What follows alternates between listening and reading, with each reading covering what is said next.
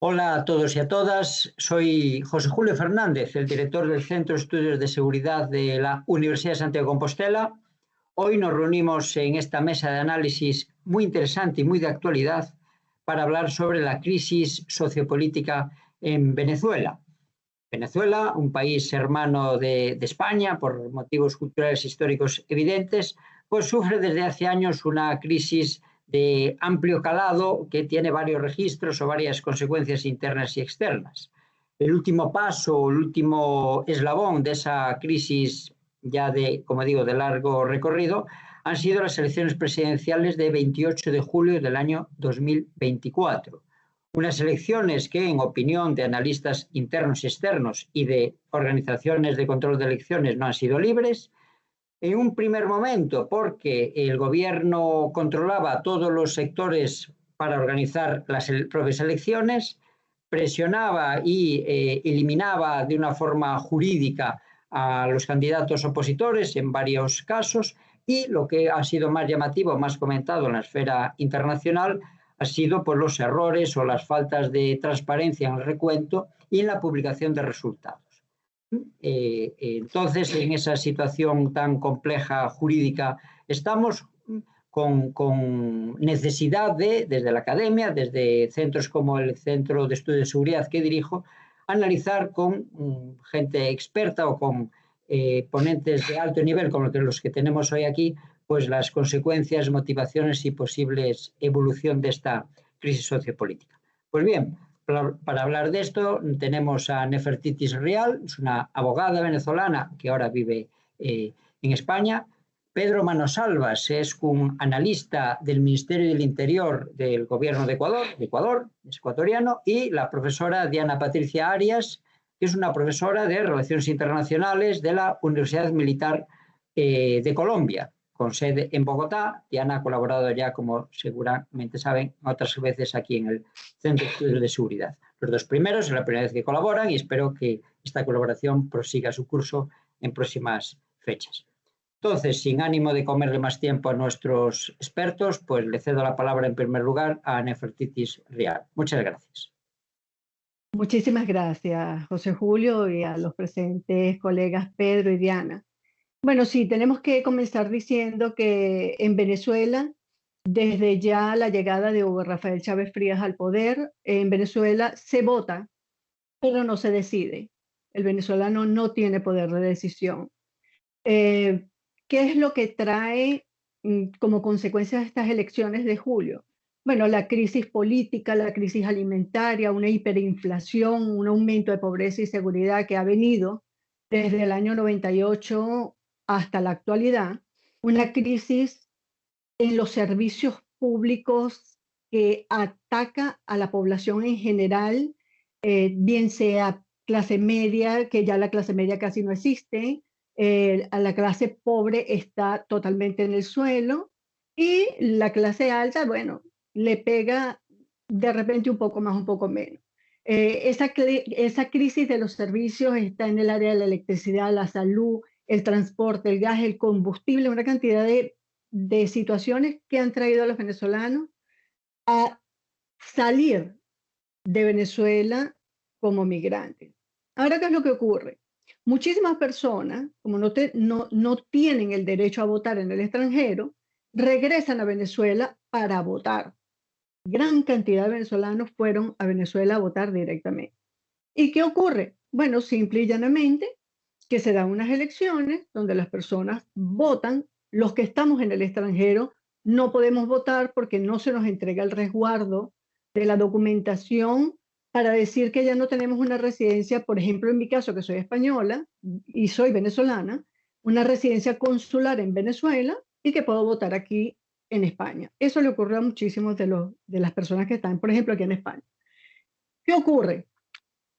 A raíz de que María Corina Machado no puede ser candidata presidencial por X cantidad de motivos que le exponen a ella, el segundo frente era Edmundo González Urrutia. Edmundo González Urrutia era un señor que en tiempos anteriores había sido cónsul en un par de países de Europa. ¿Qué ocurre? Vienen las elecciones, sacan una plataforma realizada por la gente, María Corina Machado. Esa plataforma cuelgan todas las papeletas electorales de los centros electorales y se determina que efectivamente quien es el ganador es González Urrutia. González Urrutia comienza a salir a la calle y eso no le conviene a Nicolás Maduro. Nicolás Maduro automáticamente se autoproclama ganador de las elecciones presidenciales, pero no presenta las papeletas electorales. ¿Qué ocurre? Inmediatamente comienzan a haber miles de manifestaciones en todo el país. El pueblo comienza a alzarse y automáticamente la crisis con el servicio eléctrico tumba todas las comunicaciones. Hay un apagón, incluso el mismo día de las elecciones hubo apagones en Venezuela. Entonces, todo esto es un manejo y una maniobra con respecto a la situación electoral de Venezuela. ¿Qué ocurre? González Urrutia automáticamente es perseguido políticamente. En Venezuela, el día de las elecciones, hubo al menos 2.000 personas detenidas por delitos políticos. Delitos políticos es tener en el teléfono un WhatsApp diciendo cualquier cosa, una fotografía de WhatsApp diciendo no a la injusticia, sí a las elecciones. O sea, para ellos, hoy en día, no hay Estado de Derecho. En Venezuela no existe el Estado de Derecho. En Venezuela simple y llanamente hay una página web donde uno coloca una captura de pantalla de cualquier persona que dice, mira, este está hablando mal del gobierno, el número de teléfono está, y ya esa persona está cometiendo un delito político. Viene Tarek William Saab, que es el fiscal general de la República, llama al Tribunal Supremo de Justicia para que determine en el Tribunal Supremo de Justicia quién ganó las elecciones, se presente Nicolás Maduro y se presente González Urrutia. Obviamente González Urrutia sabía cuál era la consecuencia jurídica de presentarse ante el TSJ y la consecuencia jurídica era una detención inmediata, detención que automáticamente uno no sabía dónde iba a parar ese señor.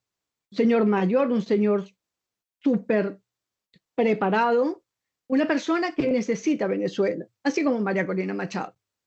¿Qué es lo que ocurre? Que el Tribunal Supremo de Justicia determina, sin la presentación ni siquiera de las papeletas electorales por parte de Nicolás Maduro, que Nicolás Maduro es el presidente de la República. Por otro lado, automáticamente se le determina el desacato por parte de Tarek William Saab, que es el fiscal general de la República, y la consecuencia jurídica es la detención inmediata de González Urrutia. ¿Qué ocurre? Que en Venezuela opera la política del terror. La política del terror es aquella donde comienzan a perseguir a las personas que estuvieron aliadas a María Corina Machado, a Urrutia, los muchachos que están en la calle, muchos de la gente que estaba con María Corina Machado se fueron a los países, a las embajadas de otros países y esas embajadas fueron acechadas, les cortaron la luz. O sea, una cantidad de cosas que no puede ocurrir en un Estado de Derecho. Entonces, ¿qué ocurre hoy en día? Hoy en día, González Urrutia teme por su vida, solicita a España un asilo político, es un asilo real, inminente, porque teme por su vida, porque es real que tema por su vida. Y simple y llanamente el gobierno de España le da el visto bueno y lo trae para acá. ¿Qué ocurre? Que determinan que no existe en ningún momento conversaciones políticas con el Estado venezolano. Eso es totalmente imposible, que no existen conversaciones con el Estado venezolano. Tiene que haber habido conversaciones. Porque ¿cómo va a llegar un avión militar español a Caracas y va a aterrizar en territorio venezolano? ¿Qué viene allí o qué se va allí? Hubo conversaciones, tiene que haber habido conversaciones para poder sacar a González Urrutia. Allí la gente no sale en un avión militar de otro estado tan fácilmente.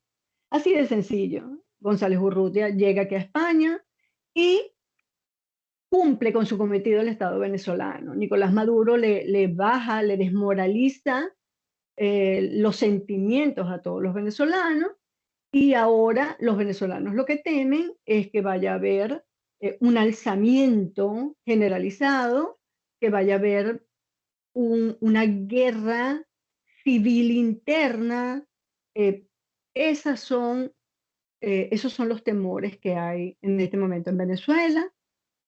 La crisis migratoria, dice las Naciones Unidas, que estima que aparte de los 7.700.000 personas que están fuera, y aquí me apoyo en algo que dice las Naciones Unidas, que para finales del año 2024, entre octubre del 2024 y marzo del 2025, habrá una migración de 1.400.000 personas adicionales. Lo que quiere decir que, bueno, ya para el año 2019, España, por ejemplo, tenía 410.000 asilados, y hace 4 días atrás el cónsul de España en Venezuela juramentó españoles a 307 personas que vienen a España inmediatamente. Lo que quiere decir que de 410 más 307, 700, 800, no sabemos cuántas personas vamos a tener en los próximos meses aquí en España. Básicamente eso es lo que está pasando en la política venezolana. Muchas gracias, Nefertitis. Le paso la palabra a Pedro Manosalvas. Gracias. Hola compañeros contertulios, qué gusto poder estar junto a ustedes en este panel, primero de tan primer nivel y segundo de tan importante relevancia. ¿Por qué relevancia?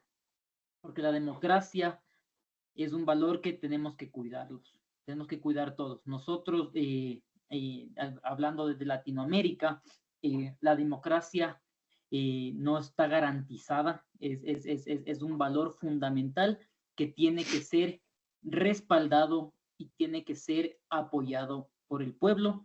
Y quiero hacer referencia a unas palabras de la doctora Rial, en la cual mencionó algo muy importante, que es justamente cómo el gobierno, el gobierno de Maduro, que tiene su origen, tiene su germen con el mandato de Hugo Chávez, ha tomado las instituciones públicas.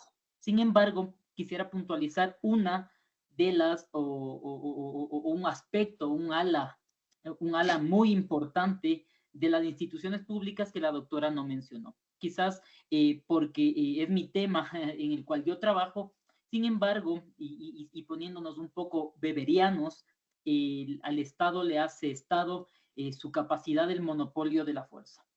En ese sentido, ¿quiénes son las instituciones que están, que tienen este monopolio y a quién están respaldando? En este sentido, las Fuerzas Armadas bolivarianas, la Fuerza Armada Nacional Bolivariana juega un rol clave, importante y muy poco visibilizado. ¿Por qué?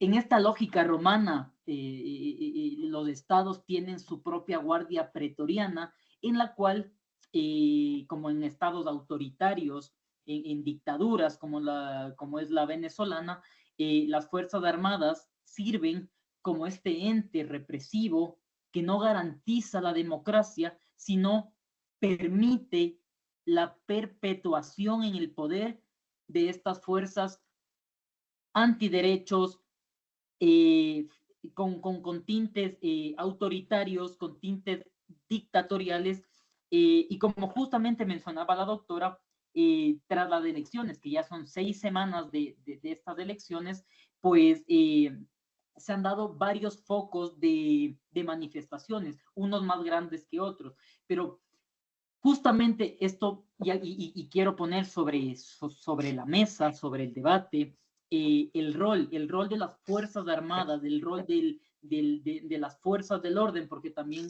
no quiero dejar de lado a la policía, por ejemplo, de su carácter represivo que permite que Nicolás Maduro siga en el poder. Justamente, muy hábilmente, los gobiernos de Chávez, tanto como Maduro, han sabido y conocen muy bien. Chávez es un exmilitar, entonces Chávez conocía muy bien que mientras tenga el respaldo de las armas, podrá perpetuarse en el gobierno. Actualmente Venezuela ha pasado por varios ciclos de olas de manifestaciones. Todas han sido muy duramente reprimidas. Y yo creo que Venezuela está justamente a las puertas de una nueva manifestación masiva, en donde este Estado dictatorial va a reprimir fuertemente a la población que se ha expresado democrática y libremente en las urnas. Eso por un lado. Quisiera en un primer momento resaltar este rol muy importante y muy poco discutido de las Fuerzas Armadas en el papel de no garantes de la democracia, sino todo lo contrario, sino como garantes de un Estado dictatorial. Eso por un lado. Y por otro lado, también me gustaría reflexionar sobre el respaldo internacional y las pequeñas fragmentaciones que han habido con respecto a Venezuela. En un primer momento, líderes latinoamericanos de izquierda que se orientarían, por así decirlo, un poco con la política o la ideología o la tendencia de izquierdas de Maduro, llamaron a repetir elecciones y tomaron unas medidas un tanto tibias desde mi punto de vista, que tuvieron que ir modificando y regulando después. Tenemos el ejemplo de Lula, de Boric, que en un primer momento trataron de dar cierto apoyo y trataron también de, en cierto modo, llamar a unas nuevas elecciones. Sin embargo, es un momento muy complejo. Seguramente en el tema nos podrá explicar mucho mejor esta configuración de los apoyos, de las sanciones, que justamente esta es la reflexión que yo quiero poner sobre la mesa, es hasta dónde y de qué medida las condenas internacionales, las sanciones internacionales, toda la presión mediática que se está dando, porque se está dando y cada vez se está dando menos, lastimosamente, cada vez se está hablando menos del tema, qué tan efectivas pueden llegar a ser. ¿Por qué? Porque esto no es un fenómeno, por así llamarlo, nuevo. Son 25 años, si no me equivoco, doctora Rial, del régimen chavista. Entonces no es un fenómeno nuevo. Se han aplicado sanciones, se han aplicado muchas medidas económicas que no han logrado apagar esta chispa, no han logrado quitar el oxígeno de esta llama dictatorial que vendría a ser el régimen chavista. Entonces invito a la reflexión de qué más hace falta en el contexto geopolítico para ejercer la presión necesaria y debida para que se reconozca nada más que el Estado de Derecho y que se reconozcan los resultados de una elección que estuvo llena de cuestionamientos. Sin embargo, es claro y es evidente que los resultados de la elección del 28 de julio dan como ganador legítimo a Edmundo González. En ese sentido, quería justamente poner estas dos aristas sobre la mesa y poder ir discutiéndolas eventualmente, o quizás tener el insight de las dos expertas para quizás tener una conversación un tanto más profunda sobre este tema. Gracias, Pedro. Entonces cedo la palabra ahora, en tercer lugar, a Diana Arias, por favor. Gracias. Vale, bueno, muchas gracias. ¿Me pueden confirmar si ven mi pantalla? Sí. Sí, sí, se ve, sí. Vale, perfecto. Entonces, voy a ir rápidamente. Bueno, son 25 años de chavismo, ¿cierto? De un nuevo régimen, y aquí hay que decir que estas no son las primeras elecciones que se roban en Venezuela. Por temas de tiempo voy a pasar rápidamente sobre estos hitos históricos de esta, digamos, ola chavista en Venezuela. Y allí hay que decir que la primera elección donde Maduro sale presidente de la República Bolivariana va a ser cuando derrota a Enrique Capriles con un estrecho margen. Esta elección no condenada de fraude, aceptada por su derrota por Enrique Capriles, pero aquí hay que decir que a partir de esta elección empieza una ola de protestas y de represión por temas económicos y por temas de seguridad, donde a las 2 semanas ocurren 43 muertos, 800 heridos. Es arrestado el líder de la oposición, Leopoldo López, que va a ser posteriormente condenado a 13 años de prisión. Tal vez por estos ejemplos, hoy en día en España se encuentra el electo presidente de Venezuela, empiezan las sanciones del gobierno de Estados Unidos por parte de Barack Obama, y 3 años después el tema de la hiperinflación en Venezuela pues es insostenible hasta nuestros días. Una segunda elección, un segundo mandato de Maduro que gana en el 2018 y que empieza en el 2019, ya es denunciado como una farsa electoral por el gobierno de Estados Unidos, y hay una autoproclamación de Juan Guaidó en el 2020 como presidente del gobierno de facto, que va a ser reconocido por más de 50 estados democráticos en el sistema internacional. Esto va a generar una respuesta de Maduro como un intento de golpe de Estado de los Estados Unidos, y adicionalmente Estados Unidos empieza a sancionar a PDVSA. Digamos que Guaidó empieza a perder ese poder protagónico en el sistema internacional, dados los cambios de poder en diferentes estados en Latinoamérica. La Unión Europea va a dejar de reconocer este gobierno de facto en el 2021, y el futuro de esta, digamos, liderazgo va a terminar en el exilio de Miami en el año 2023. Hay que también recordar que se ha denunciado a la Corte Penal Internacional la comisión de diferentes crímenes internacionales, entre ellos los de lesa humanidad, que ocurren en Venezuela desde el año 2014, que firma el Estatuto de Roma en el año 2000, demostrando la posibilidad del hard law, del derecho internacional, y adicionalmente, digamos, las dilaciones en el tiempo que ha generado un aumento de la represión en Venezuela. Hay que decir que en Barbados se hizo un acuerdo en octubre del 2023, del año pasado, para poner unas condiciones iniciales y llamar a elecciones a Venezuela, las del 28 de julio pasado.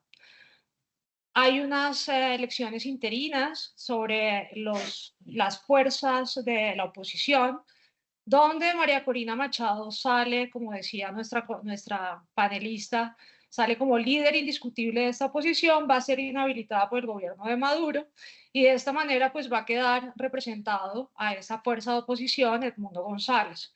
Un hecho importante de esta situación en relaciones internacionales es el intercambio que hace Estados Unidos a Alex Saab por 10 norteamericanos que estaban detenidos en Venezuela, y allí se sospechaba que ya había un acuerdo tras telones entre Estados Unidos para una entrega de este régimen. Entonces había una cierta emoción de una finalización de esta época, digamos, bolivariana en Venezuela.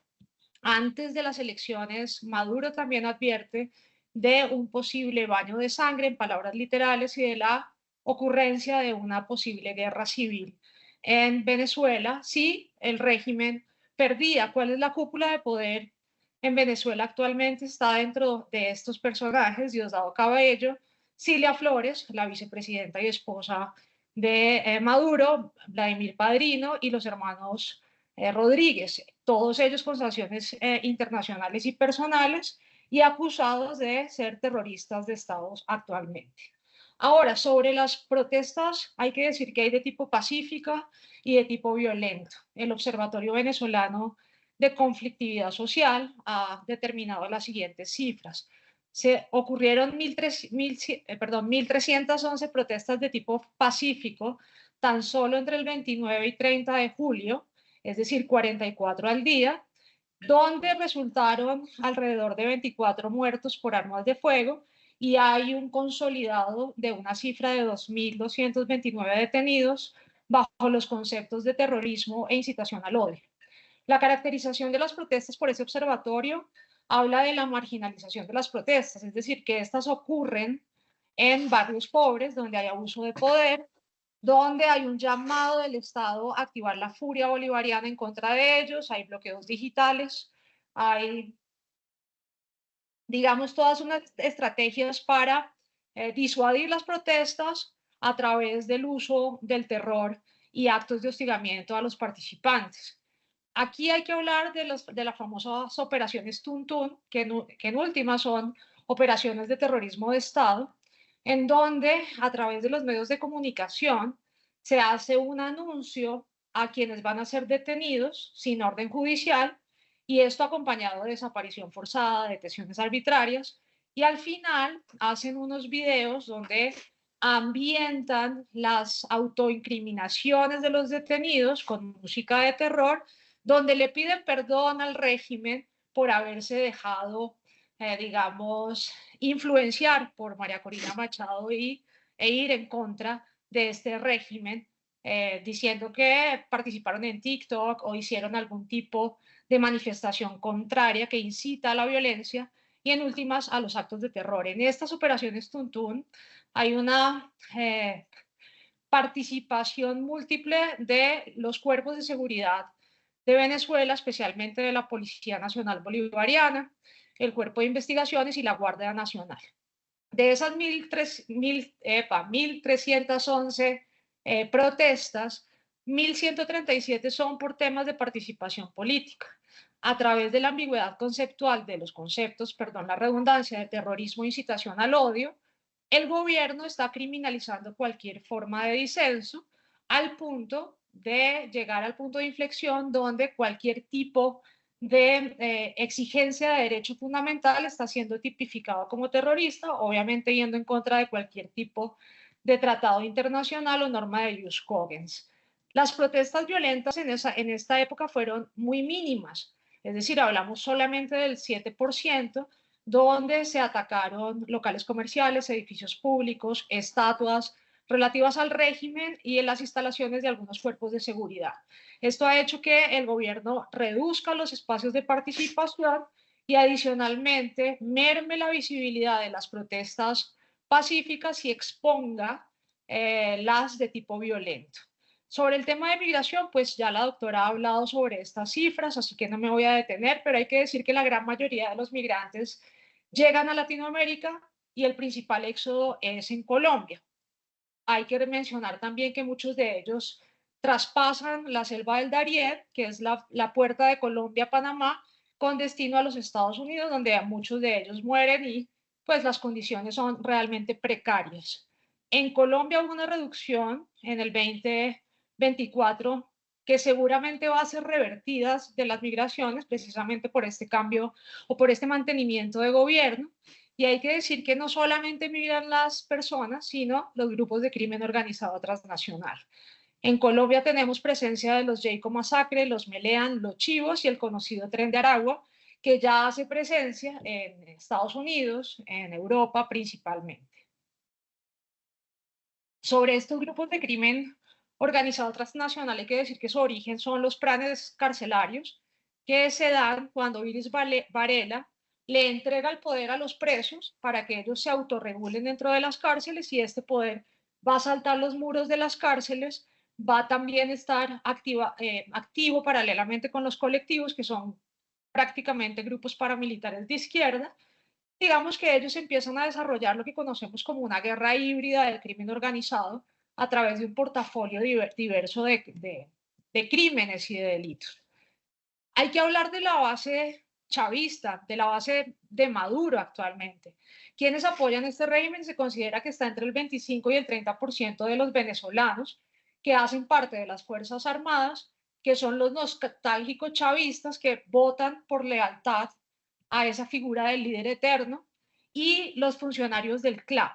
Digamos que estos funcionarios son considerados corruptos y son los que delegan tienen delegados chavistas y que a través del comité local de abastecimiento y producción le otorgan la comida, especialmente el alimento y el gas a la base, pues a los ciudadanos. Y aquí van a tener que pagar, ya no es una ayuda específica que recibe esta base. Y de esta manera, pues los CLAP realmente es una red corrupta que hace a través de la alimentación una lealtad específica a este régimen. Este régimen o este apoyo chavista no es difundido en las redes sociales, no es difundido en los medios de comunicación. Solamente vemos en medios de comunicación, digamos, a la oposición, y esto hay que decirlo también desde un análisis neutral. Sobre Edmundo González hay que decir que él no es el líder, que está evidentemente desgastado, que la líder va a ser María Corina Machado, pero María Corina no es una política de convicción, sino es una política de coyuntura. El mismo Chávez la miraba como, o la expresaba en público como una mujer apretada, en términos venezolanos, una mujer valiente. Ahora, sobre lo que preguntaba el compañero, yo creo que esto tiene que ver con una ola autoritaria de la geopolítica mundial, donde se denotan las promesas incumplidas de la democracia, la hipocresía de las relaciones internacionales y la no efectividad del derecho internacional. ¿Qué soluciones a las crisis hay? Son bastante improbables. Un golpe de Estado o una ruptura en la cúpula de poder en Venezuela. China y Rusia geopolíticamente generan demasiado poder en esta situación, y digamos que el cambio de poder en los Estados Unidos tampoco va a caldear los ánimos, pero no va a resolver la crisis. ¿Qué se puede asegurar para los venezolanos? Malestar y malas noticias día a día para la oposición, y la probabilidad de un golpe de Estado es bien baja porque no hay un mando, el mando militar está muy fragmentado, no tienen un suministro suficiente de fuego para bajar al poder, y adicionalmente ese control de municiones solamente se le da a los muy leales al régimen. Para terminar y por tiempo, quiero poner este asunto geopolítico, que es el arco minero del Orinoco, que es un ecocidio que ocurre en zona indígena, que es el 12% del territorio de toda Venezuela, y donde Maduro tiene su gran potencial y sus reservas con sus aliados rusos, chinos y turcos, donde se explota oro, diamante, coltán, hierro. Y hay que decir que Venezuela posee 300.000 toneladas de torio, cifras del 2019, cifras no actualizadas, que son elementos que sirven para fabricar productos y fortalecen las industrias aeroespaciales y nucleares en este aspecto geopolítico que estamos viviendo. La pregunta era, para terminar, ¿era esperable que un Estado calificado como criminal jugara limpio en las justas para mantener el ambicioso poder? China, Rusia, Irán, Siria, Bolivia, Cuba, Honduras y Nicaragua han demostrado su beneplácito por este triunfo electoral. Lo que se ve es una expansión de las olas autoritarias sobre las promesas incumplidas de la paz, de la Pax Americana. Es decir, hay que mirar un poco la guerra de Ucrania y considerar que Venezuela lamentablemente no es una amenaza relevante o un poder político relevante para el escenario del poder internacional. Gracias a ustedes por escucharme.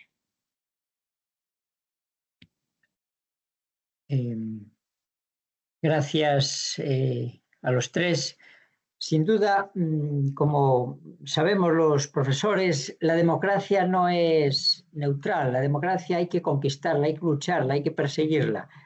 Y es obvio que con relación a lo que ahora nos atañe, que es Venezuela, durante años ha habido iniciativas que habéis recordado de la esfera internacional, iniciativas internas de los partidos de la oposición que intentaron, que lucharon, pero llegamos ahora, todas estas elecciones presidenciales también manipuladas, y no vemos solución. Es decir, la democracia no vende tan bien en la esfera internacional. La geopolítica se mueve sobre todo por intereses económicos, pero hasta tal punto que ya pasó con Guaidó, está pasando ahora que la esfera internacional ve claramente, los países demócratas, que ha habido manipulación electoral y no son capaces de cambiar la dinámica. Sí, China y Rusia son potentes, pero no son tan potentes como los ejes occidentales para influir en Venezuela. No interesa. ¿Qué le pasa a la democracia en Venezuela? ¿Qué le pasa a la democracia en el mundo? ¿Cómo podríamos solucionar la crisis sociopolítica venezolana? Esa es la pregunta en esta segunda ronda rápida. Nefertitis, ¿hay solución o tendremos que asimilar el autoritarismo como mal imposible de revertir? La cúpula política va mucho más allá del coltán, el oro, de la situación sociocultural, de la geopolítica de Venezuela, va mucho más allá. Ahí estamos hablando de el cartel de los soles, donde están los militares, y mucho más allá todavía. ¿Qué ocurre? Que mientras el poder esté en manos de uno solo, en este caso está en manos de una persona que también es delincuente, que es el señor Nicolás Maduro Moro. Y adicionalmente, en manos de Cilia Flores, que si buscamos un poquito más allá, efectivamente tiene su prontuario policial bastante fuerte, muchísimos años atrás, incluso cuando era estudiante de Derecho.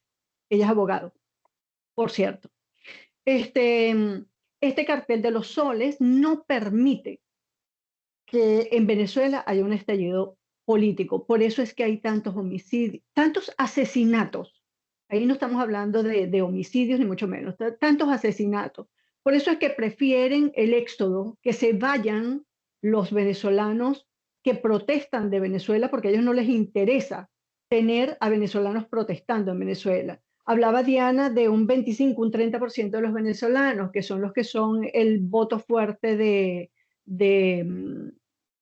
las personas que están allí con Maduro, pero estamos viendo que ese 25-30% es el mismo 25-30% de siempre, aun y cuando estuvieran allí los tantos millones de venezolanos que hay regados por el mundo, ellos siempre tienen un 25% fuerte y el otro porcentaje entonces se roba los votos.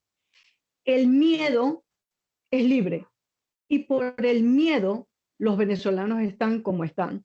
Entonces, mientras se le siga el juego a Nicolás Maduro, ¿por qué? Porque me trae coltán, porque me trae oro, porque me trae una gran cantidad de cosas que salen de Venezuela y desde Venezuela, incluyendo esos grupos delictivos de crimen organizado de los que hablaba Diana, que se han regado por el mundo. Entonces, es como tener el dedo allí puesto sobre Venezuela todo el tiempo. Siempre hay alguien a quien señalar. ¿Y a quién estamos señalando en este momento? A Venezuela. ¿Por qué Venezuela? Porque Venezuela es el país que no le importa a nadie, más le da noticia a todos los demás. Entonces, mientras Nicolás Maduro esté fuerte y los demás países no dejen de reconocerlo drásticamente, Brasil ha puesto el ojo, Pastrana, el presidente Pastrana puso el ojo por allí en estos días, muchísimos otros países han puesto el dedo sobre la llaga, pero no terminan ni en la Comisión de Derechos Humanos, en ninguna parte terminan de ponerle un alto a Nicolás. Hasta que no se le ponga un alto al cartel de los soles, esto va a seguir como está Venezuela. Esas son las únicas miras que hay. Gracias. O sea que parece evidente que la sociedad de control que ha establecido el gobierno venezolano es eficaz, porque le permite mantenerse en el poder a pesar de todos los problemas jurídicos internacionales que tiene. Yo aún confío que la Corte Penal Internacional, es decir, que las instancias internacionales puedan hacer algo más, ¿no? A nivel formal también, ¿no? Entonces cambia la perspectiva. Yo te quiero interrumpir un segundo, disculpa que te interrumpa. Lo que pasa es que Nicolás Maduro Moro ha encontrado que tenemos a un país al servicio de la delincuencia. Y con un país al servicio de la delincuencia es una estructura política tan increíble que no la suelta nadie. Esa era mi interrupción, discúlpame. Ya, sí. Sin duda, el monopolio de la fuerza que comentaba antes Mano Salvas, pues es esencial. Un país tan grande y con tanta población, ya sabemos que si no hay fuerza equilibrada, la sociedad del control se perpetúa. ¿Cómo lo ves, Pedro? ¿Hay solución o tendremos que seguir haciendo análisis académicos sin reflejo en la práctica?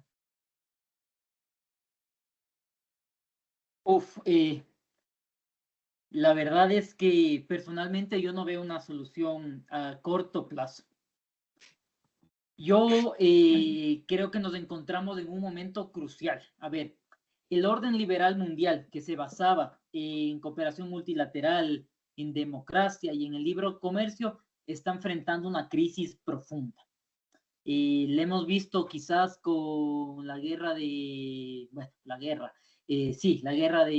entre Israel y Hamas, donde los palestinos son los que sufren. Sin embargo, veo también que la polarización, auge de nacionalismos, las tensiones geopolíticas y también lo que bien mencionaba Diana y Nefertitis es cómo el crimen organizado ha logrado infiltrarse y cooptar los poderes, en este caso el poder ejecutivo. Como bien mencionaba Nefertiti, del cartel de los soles, está infiltrado al más alto nivel. Y esto es de suma importancia, y más que nada muestra una grave crisis que pueden enfrentar todas las débiles democracias latinoamericanas. Por ejemplo, un dato con respecto a Ecuador es que Ecuador es el país, según el Latinobarómetro, en el cual la gente estaría más dispuesta a darle el poder a los militares en momentos de grave tensión económica o política. Y esto es muy grave, justamente por lo que mencionaba en un principio, porque en Ecuador nosotros vemos a las Fuerzas Armadas, a nuestras Fuerzas Armadas, a nuestra policía, como garantes de la democracia. En momentos de suma convulsión han sido estas instituciones las que han llamado al orden. Lastimosamente en Venezuela eso no sucedió. Las fuerzas del orden, como también muy bien lo mencionaba Diana, han tenido este rol fundamental en donde han quebrado su juramento de servir al pueblo, de servir servir, y han cambiado a un rol de servirse. ¿De servirse de qué? De los beneplácitos, de las prebendas que les dé el gobierno y también de actividades delictivas. Diana mencionaba que el Tren de Aragua nace como una pandilla carcelaria. Nacen dentro de una prisión en el Tocorón, si mal no me equivoco, Nefertitis, ¿verdad? Sí. Entonces, en ese sentido, para que una organización de esa magnitud, de esa envergadura, pueda funcionar, no puede funcionar sin una evidente corrupción estatal, y no puede funcionar y no puede articularse sin los funcionarios públicos que en Venezuela trabajan. Después, yo veo una solución a corto plazo, no. Justo mencionaba las sanciones económicas que Diana mencionaba, que puso el presidente Obama, no han servido en realidad de nada. Han servido, pero han servido para poner más presión sobre el pueblo, sobre la gente. Sin embargo, los que están ejerciendo el poder, los que están controlando la economía en Venezuela, ellos no les ha hecho mella. Yo creo que aquí lo que se tendría que hacer y una posible salida es una investigación conjunta entre varios países buscando el financiamiento de las actividades delictivas de los estados. Si nosotros seguimos del dinero y cortamos ese oxígeno, todo se va a ir abajo. Va a ser muy... Yo no veo una solución pacífica al tema. Y esto lo digo con mucha pena. En verdad, con mucha pena, con mucha tristeza, porque yo no veo una salida por vías democráticas. La única opción de esa salida por vías democráticas, por una vía pacífica, fue la del 28 de julio, según cómo yo veía esto. según como yo veía el panorama, este era un momento preciso, justamente con estos pequeños respiros que daba justamente el intercambio entre Savi y los 10 prisioneros que estaban en Venezuela. Esto ya te daba un atisbo de que, ok, hay un pacto, va a haber una transición sencilla, por así decirlo.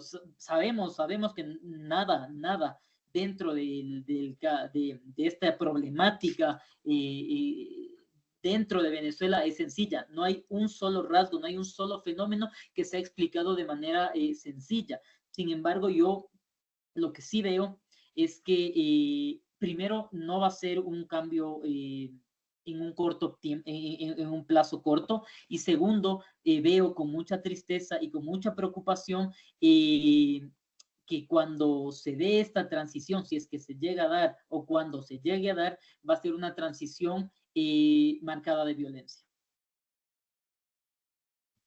Gracias. Entonces, Diana, ¿qué puede pasar? El cambio de presidente en Estados Unidos va a cambiar el presidente, sea Trump o sea Kamala Harris, ¿no? ¿Cambiará la geopolítica respecto a Venezuela o es tan intrascendente, seguirá siendo intrascendente para la geopolítica mundial?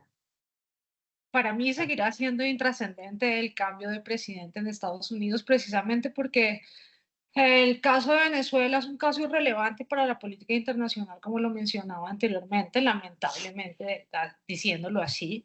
A tu pregunta, José Julio, de qué esperamos de la democracia, yo te contesto con otra pregunta, aunque sea un poco no decoroso. ¿Cuál democracia? ¿Sí? Uno cuando tiene que hacer un diagnóstico, no desde la academia, sino de la realidad de las cosas, uno tiene que darse cuenta que como bien mencionaba la panelista, no menciona el cártel de los soles, pero aquí viene efectivamente todo un estado criminal que no solamente está en Venezuela, sino que tiene un montón de apoyos internacionales y un montón de poderes oscuros que son los dueños del mundo. ¿Tú tienes esperanza en la Corte Penal Internacional? Una Corte Penal Internacional que tiene denuncias desde el año 2014. Una Corte Penal Internacional que está completamente atada de manos contra un personaje como Putin.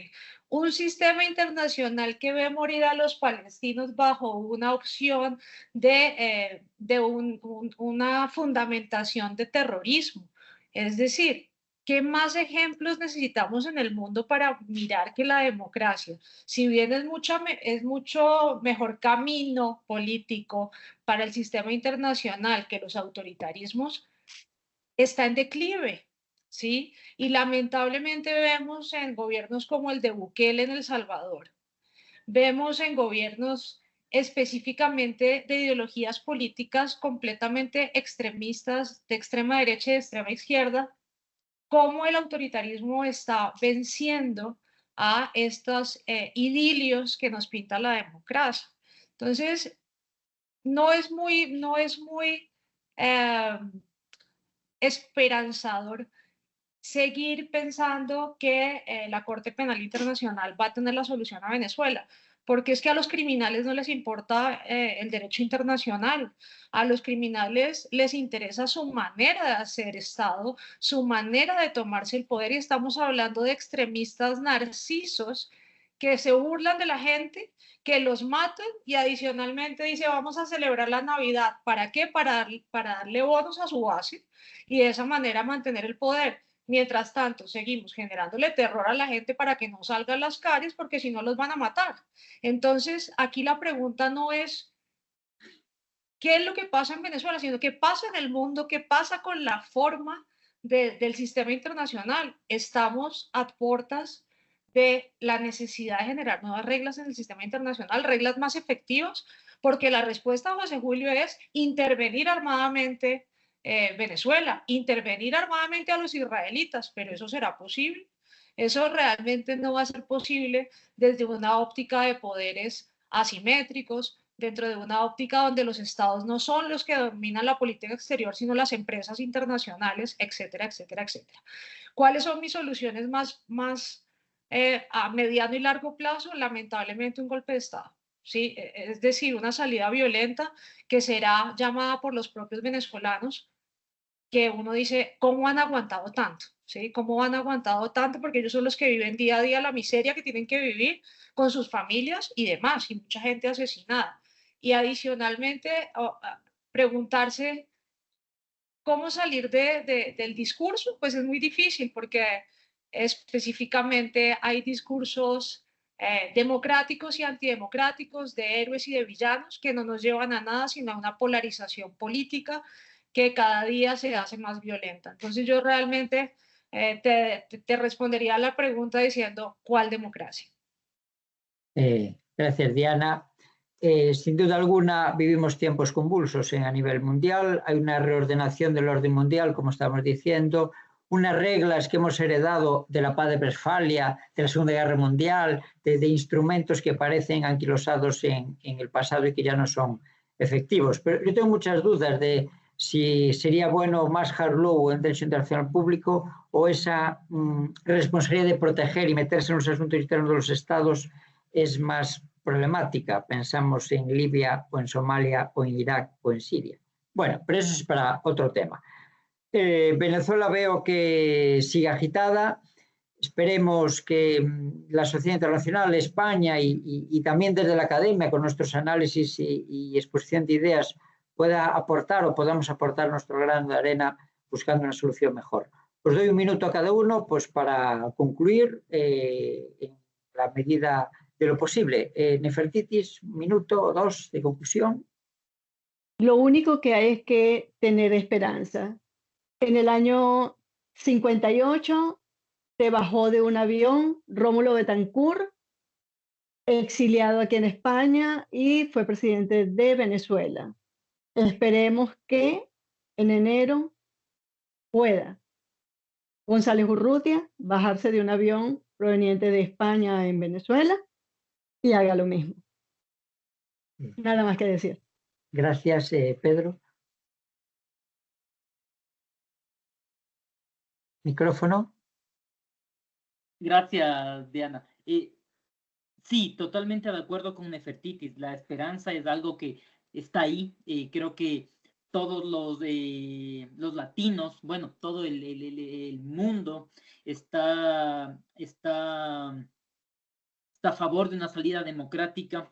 Yo estoy a favor de una salida democrática. Sin embargo, y solo quiero finalizar con esta idea, que fue con la idea que empecé, que mientras las armas estén al servicio de la dictadura, el cambio va a ser muy difícil, si no imposible. Entonces, solo quiero mencionar eso y que estos espacios, y agradezco una vez más la invitación, estos espacios son bastante enriquecedores. Sin embargo, también tenemos que trabajar en sacar esta discusión de la academia. En la academia hablamos mucho, se habla mucho, sin embargo, en la base o fuera de la academia, en otros espacios, no solo en espacios de base, sino en gremios, en el sector público, esta conversación no está teniendo la trascendencia que debería tener. Entonces, también me despido con esa nota que es, ok, es muy importante tener a la academia como un faro que guíe las discusiones. Sin embargo, tenemos que tratar de aterrizar estas discusiones. ¿Para qué? Para que estas se puedan implementar, para que estas puedan calar dentro de la sociedad y bueno, asimismo buscar un cambio y buscar las salidas más democráticas y menos violentas que se puedan. Gracias. Diana, conclusiones. Bueno, solamente para responder un poco la pregunta de Pedro, el tema de la posición colombiana sobre la situación en Venezuela. Desde el gobierno colombiano se habla de la no injerencia a los asuntos internos.